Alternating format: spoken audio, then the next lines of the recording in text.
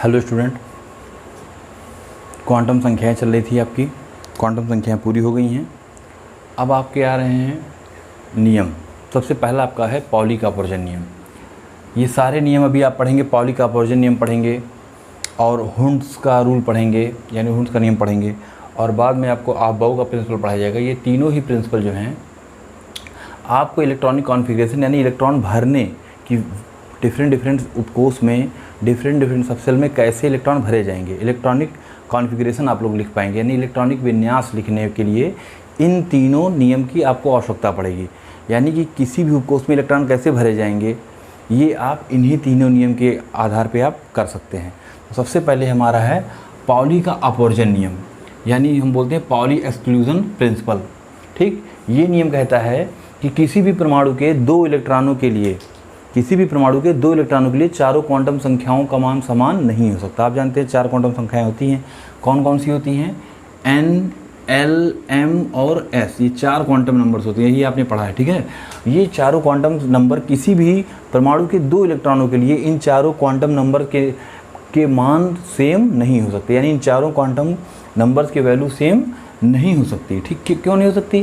क्योंकि आप जानते हैं ये चारों क्वांटम नंबर में क्या बताते हैं? चारों क्वांटम नंबर में बताते हैं किसी भी परमाणु के इलेक्ट्रॉनों की ऊर्जा और स्थिति, यानी एनर्जी एंड पोजीशन बताते हैं। तो आप जानते हैं किन्हीं भी दो कणों की ऊर्जा और स्थिति समान नहीं हो सकती, है ना।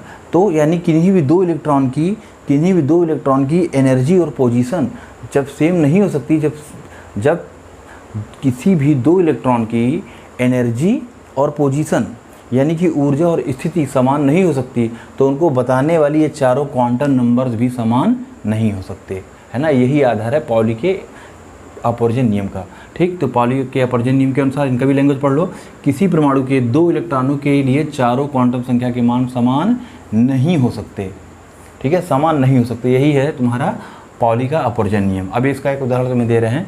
जैसे ये लिखा है NH2 1s2, ठीक है। तो ये 1s2 का मतलब ये हो गया, जो आगे नंबर होता है ये हमें बताता है स्मॉल n, यानी कोषों की संख्या बताता है। ये हमें बता रहा है पहले कोष की बात हो रही है। पहले कोष में किस उपकोष की बात हो रही है? S उपकोष की बात हो रही है, ठीक है।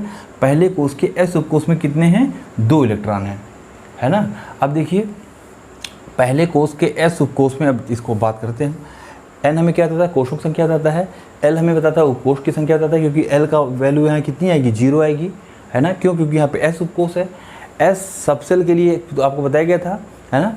S सबसेल के लिए क्या होता है? L की वैल्यू 0 होती है और M की वैल्यू भी यहाँ पे 0 आएगी। माइनस भाई अगर L इक्वल टू 0 तो M इक्वल टू क्या होता है? माइनस L से प्लस L इंक्लूडिंग 0, यानी 0 को लेके माइनस L से प्लस L तक। तो जब L की वैल्यू खुद ही 0 आ रही है तो M भी क्या आएगा? 0 आएगा।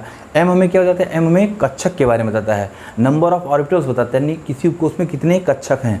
तो अब देखिए M का वैल्यू 0 आ रही है, यानी केवल एक वैल्यू आ रही है ना। 0 भी तो एक मान है, तो एक ही मान इसका आ रहा है, यानी इसमें कितने कक्षक होंगे? एक ऑर्बिटल होगा। S ऑर्बिटल में, S उपकोष में एक कक्षक। ये देखिए, इसको हमने बॉक्स से दिखाया है। कक्षक जो है ऐसे बॉक्स से ही दिखाए जाते हैं, ठीक है।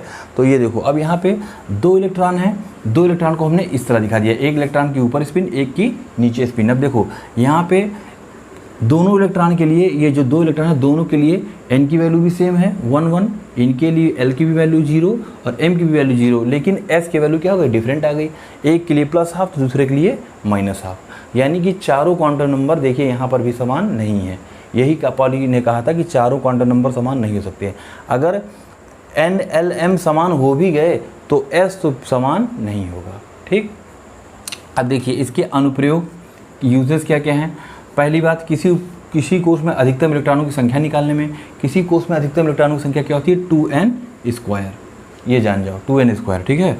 अब देखिए S उपकोष में अधिकतम कितने इलेक्ट्रॉन हो सकते हैं? 2। P उपकोष में अधिकतम हो सकते हैं 6, ठीक। D उपकोष में अधिकतम 10 और F में अधिकतम 14 हो सकते हैं। इसको आप लोग देख लो, 2 6 10 14, इसको दिमाग में बैठा लो, है ना। ये आपका हो गया। अगला है हुंड का नियम, हुंड्स प्रिंसिपल। अब देखिए हुंड का प्रिंसिपल क्या है। हुंड का प्रिंसिपल पहले हम आपको इजी लैंग्वेज में बता देते हैं। इन्होंने कहा कि किसी उपकोष में, जैसे ये आपके पास उपकोष है, आप जानते हैं P उपकोष में कितने होते हैं? 3 कक्षक होते हैं, पढ़ाया गया है। D उपकोष में कितने होते हैं? D उपकोष में 5 होते हैं, D उपकोष में 5 कक्षक होते हैं, ठीक है। अब देखिए तो इन्होंने कहा किसी उपकोष के कक्षकों में इलेक्ट्रॉन को कैसे भरा जाए। इन्होंने बताया किसी उपकोष के कक्षकों में पहले एक एक इलेक्ट्रॉन भरे जाते हैं। जब सभी कक्षकों में एक एक इलेक्ट्रॉन हो जाते हैं समान स्पिन में, यानी सेम स्पिन में, एक ही चक्रण दिशा में हो जाते हैं, तो इसके बाद तब उनका क्या होता है, पेयरिंग शुरू होती है। यानी पेयरिंग का मतलब तब उनका जोड़े बनना, यानी युग्मन क्रिया तब शुरू होती है।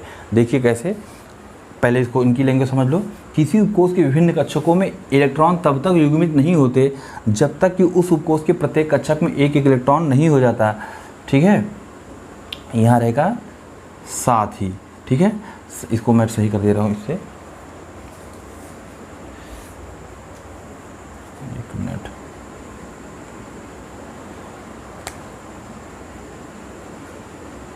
साथ ही अर्धपूर्ण का मतलब हो गया हाफ फील्ड। कक्षकों के इलेक्ट्रॉनों की स्पिन समदिश होती है क्योंकि इस स्थिति में उनका ऊर्जा स्तर कम होता है। ठीक, वही बात है कि पहले जब भी उपकोष के कक्षक भरे जाते हैं तो पहले सभी कक्षकों में एक एक इलेक्ट्रॉन समान चक्रण दिशा यानी समान स्पिन में भरे जाते हैं। जब सब में एक एक इलेक्ट्रॉन हो जाते हैं तब इनका पेयरिंग होनी शुरू होती है। ठीक है, विपरीत दिशा में अभी आपको दिखाते हैं। जैसे आपके सामने लिखा है 2p2 को आपको दिखाना है। 2p2 क्या है, इलेक्ट्रॉनिक कॉन्फ़िगरेशन है। ये 2p2 में बता रहा है, ये दूसरे कोष की बात हो रही है। दूसरे कोष के p उपकोष में 2 इलेक्ट्रॉन है। अब आपको बता दिया गया। अब आप जानते हैं उपकोष तो होता ही है, लेकिन उपकोष किससे मिलकर बनता है, कक्षक से मिलकर बनता है, ऑर्बिटल से मिलकर बनता है। और p उपकोष में कितने होते हैं, 3 ऑर्बिटल होते हैं। देखिए, तो अब इनको 2 इलेक्ट्रॉन कैसे भरना है। 2 इलेक्ट्रॉन ये नहीं आप जैसे पाइए वैसे भर दीजिए, इसको ऐसे भरोगे। पहले हुंड का नियम कहता है कि सभी में पहले एक एक इलेक्ट्रॉन भरे जाते हैं, है ना। अगर तुम इसको इस तरह भर दोगे, ऐसे, ठीक है, कि चलो मेरे पास जगह है, हम ऐसे भर देते हैं, इसमें इसको भर दो, इसमें इसको भर दो, तो ये तुम्हारा क्या हो जाएगा, गलत हो जाएगा। क्योंकि हुंड का नियम कहता है सबसे पहले सभी कक्षकों में, सभी ऑर्बिटल में एक एक इलेक्ट्रॉन भरे जाते हैं और समान चक्रण दिशा में। देखिए सबकी स्पिन क्या होगी, सेम होगी। ठीक, ऐसे ये भी वो भरा जाएगा। P3 है तो एक इलेक्ट्रॉन, दूसरा इलेक्ट्रॉन और तीसरा इलेक्ट्रॉन। अब P4 है तो एक इलेक्ट्रॉन, दूसरा इलेक्ट्रॉन और तीसरा इलेक्ट्रॉन समान चक्रण दिशा में भर दिए। अब इसके बाद चौथा इलेक्ट्रॉन कहाँ जाएगा, चौथा इलेक्ट्रॉन यहाँ आएगा। ठीक है, 1 2 3 और 4। और कैसे आएगा, विपरीत स्पिन में आएगा। यही ये कहता है हुंड का नियम कि पहले सभी उपकोष के कक्षकों में एक एक इलेक्ट्रॉन क्या होते हैं, समान चक्रण दिशा में भरे जाते हैं। जब सभी में एक एक इलेक्ट्रॉन हो जाते हैं तब इनका क्या होता है, युग्मन यानी पेयरिंग होना शुरू होती है। और कैसे होती है, विपरीत डायरेक्शन में करके हम क्या करेंगे, इनका जोड़ा बनाना शुरू करेंगे।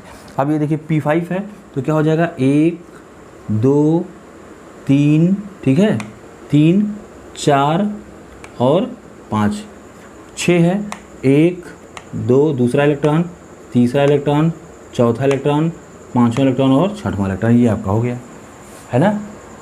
अब देखिए, अब इनका अनुप्रयोग, इन्होंने अनुप्रयोग इसका क्या है कि इनके अनुसार जो फुल फील्ड होते हैं, फुल फील्ड, अब इन्होंने जितने भी अरेंजमेंट बताया है, भरने का जो तरीका बताया है, उपकोषों के अस्थायित्व को बताया है, यानी स्टेबिलिटी को बताया। इन्होंने बताया है कि कौन से उपकोष सबसे ज़्यादा स्टेबल होंगे। ठीक, तो इस नियम के अनुसार सबसे ज़्यादा स्टेबल कौन होते हैं, फुल फील्ड मीन्स पूर्ण भरे हुए सबसे ज़्यादा स्थायी होते हैं।